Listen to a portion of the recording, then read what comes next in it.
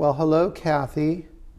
I'm I'm I'm surprised. And why are you surprised? Well, to me, I mean, I know you're known for China dolls, Antique China antique dolls. China dolls, and I know you have your little other side things, and I know you're known in your business for two antiques, also being known for jewelry. Mm-hmm. But what I don't understand is why are number 4 Barbies sitting here on the table, and then we have all these very interesting jewelry pieces. So there's got to be a story here. There is a story here. And again, I'm sort of sharing a little secret with your audience. I don't think these are secret to the vintage jewelry collectors out there, but perhaps they're secret to doll collectors out there. Doll collectors who are interested in Barbie, I'm sure know all too well the story of Ruth and Elliot Handler and the origins of Barbie, because she's just an icon, she's famous. And they know all about how Mattel started out and how... And if they don't, they could go to our channel and watch all the great videos. They could talk to Bradley too. Mm-hmm. But what they don't know is that it didn't start just there. You have to begin somewhere. You have to begin somewhere. So beginning when Elliot and Ruth got married, and they were not very wealthy, and she was working, I believe, a secretarial job, and he was working in a lamp store and going to art school.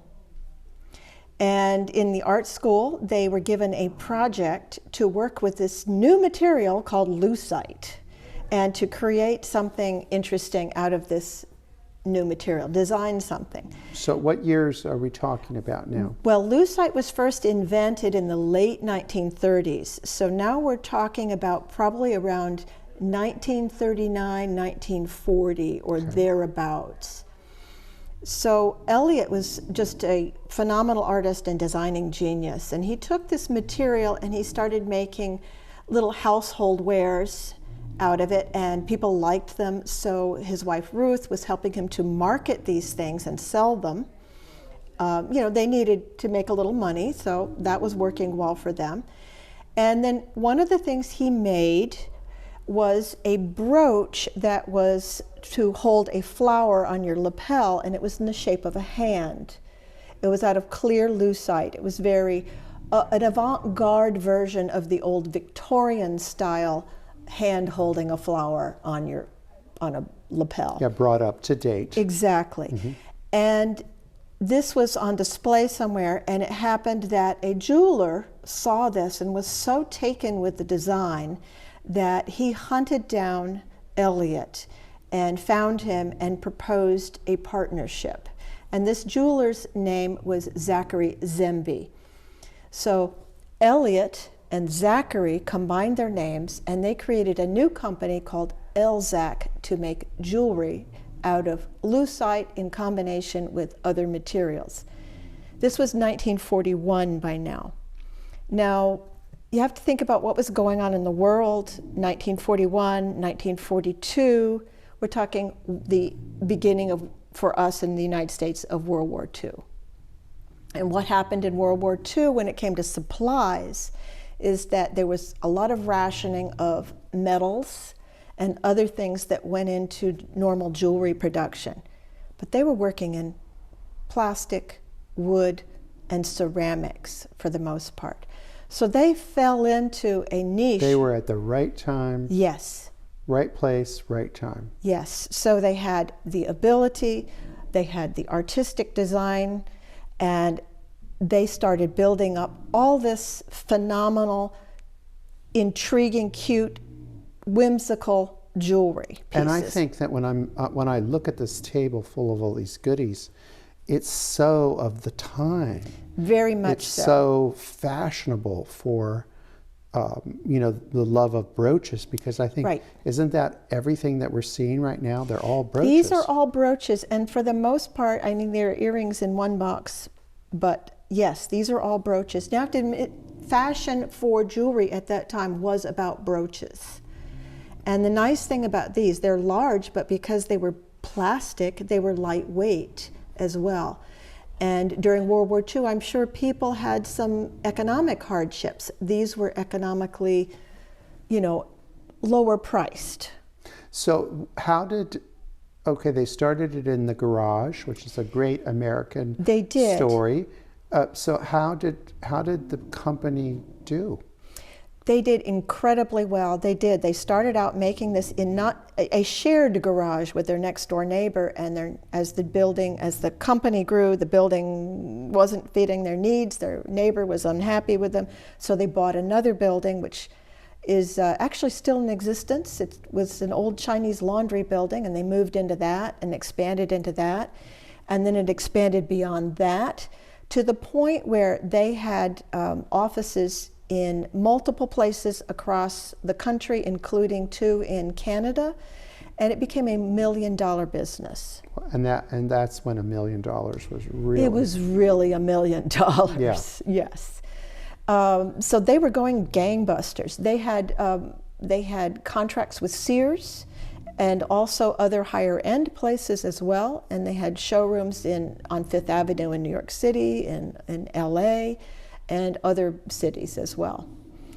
And they're charming. They are. So shall we look at some? Certainly. I'm going to start over here because this is one of the very few pieces that has an original Elzak hang tag. This jewelry is not marked. California Jewelry Creations. Yes. So this was made in California. It was. And there's the other side. Created by hand in California. And this one, you can see this is a brooch. It is ceramic and with green lucite leaves. It's a brooch. It's very attractive. And you can see they embedded the brooch back into that. And then if you like pain, there's the old screwback earrings. But those could be converted, couldn't they? But they must be heavy. They're not especially heavy.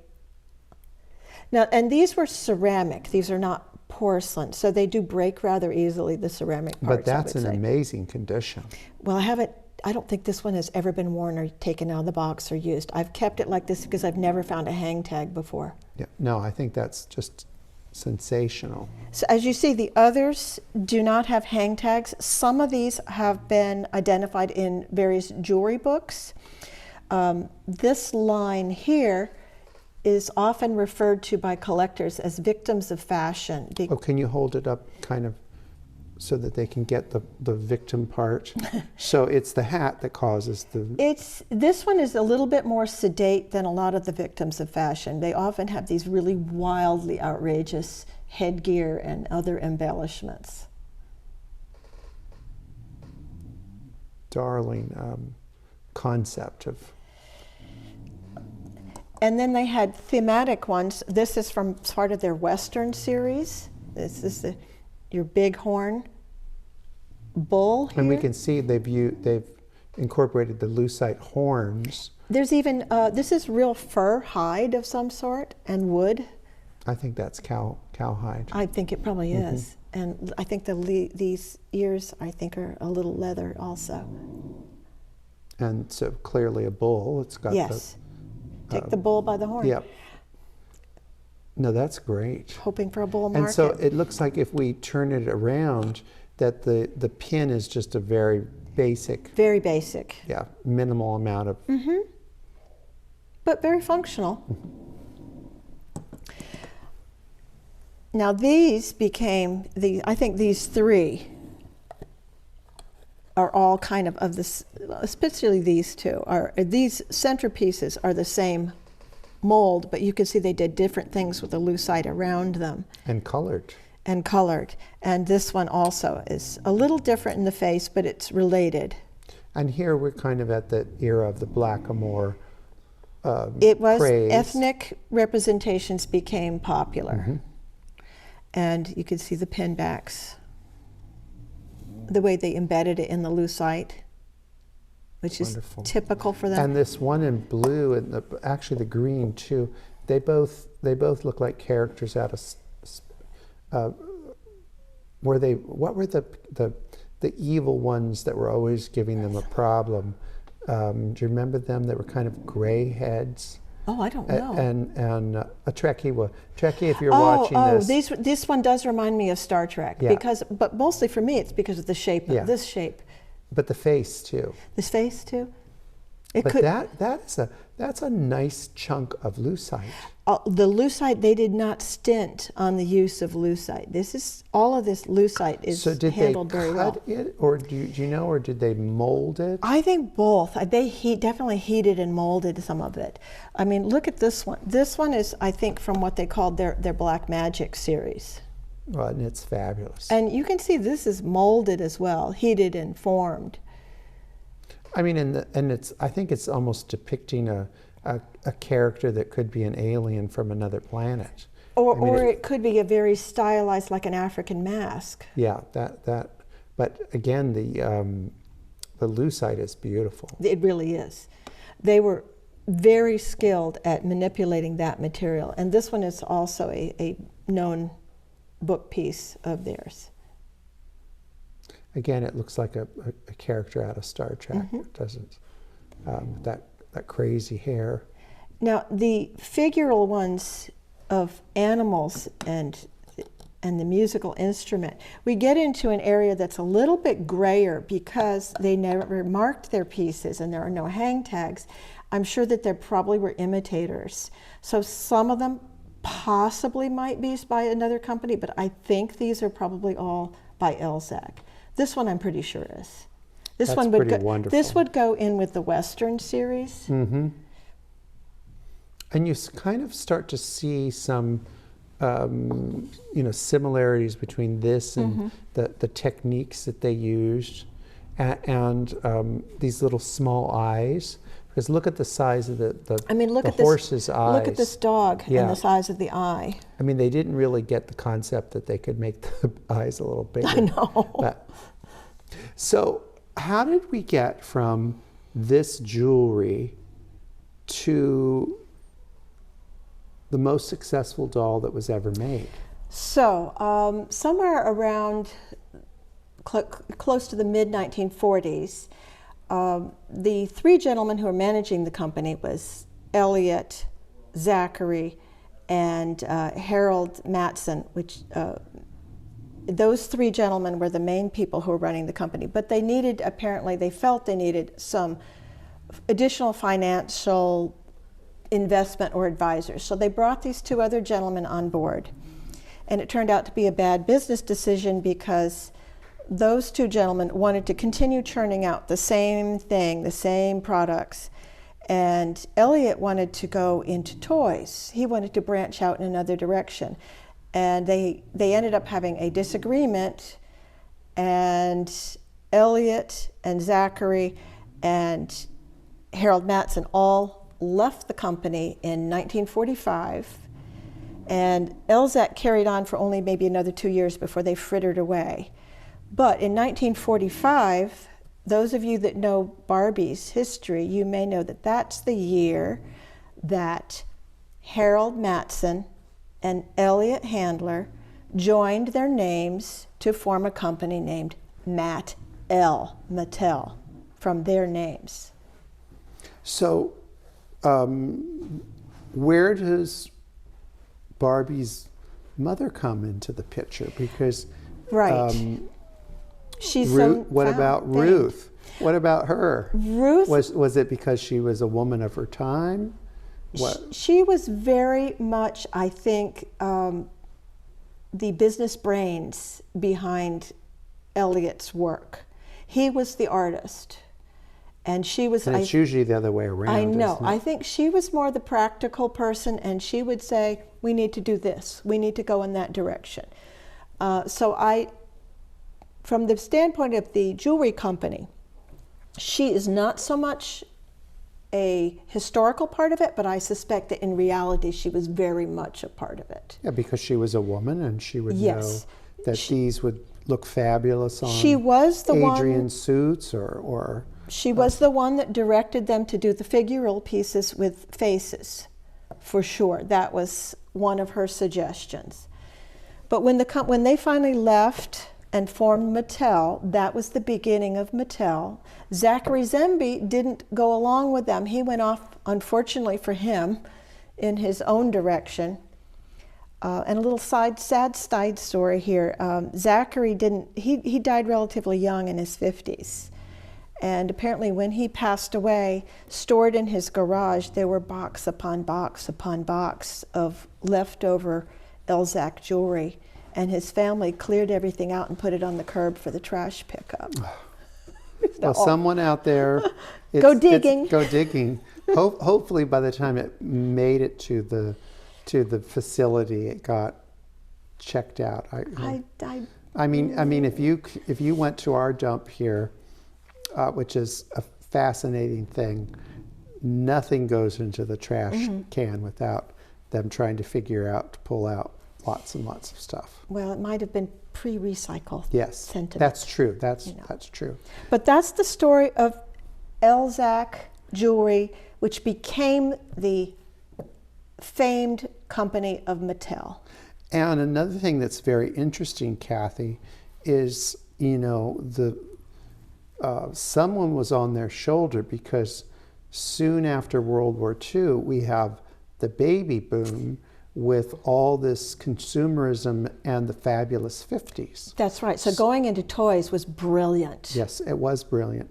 But it is, and another thing that's interesting is perhaps this was a great way to start in order to get to know these materials, which are the vinyls and the hard plastics. Yes. They had to start somewhere with these, which I think are very interesting artifacts.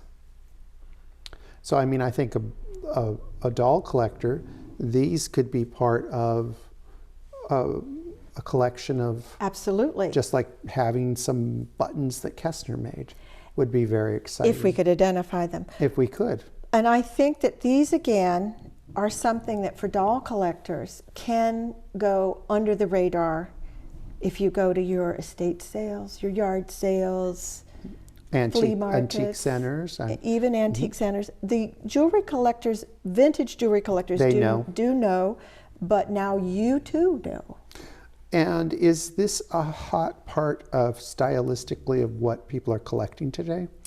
I very much think mid-century modern is. Brooches right now are not as So it's a good popular. time to buy. I would say it is a good time to buy. And if you're going for large brooches, which if they have their heyday again, these are comfortable to wear because the material, they're relatively lightweight for their size. But I see a lot of these things that could be put on a chain, and they don't have to be brooches. They could be... And because they're so thematic, I mean, if you're somebody that's into birds, you've got birds. If you're somebody that's into musical instruments, you've got musical instruments. It's like whatever you like, they had a theme for it. And what I think is very interesting for me as a Californian, it reminds me that a lot of people don't think that we did have a very good creative manufacturing for decorative homewares that a lot of people don't realize that we did. Well, Kathy, I thank you, and Miss Barbie thanks you for the wonderful program, and I'm so glad to know about these things because I did not know a thing. I'd love to be able to give you something you didn't know about. There's a lot I don't know. Well, thank you so much. Bye-bye. Bye-bye.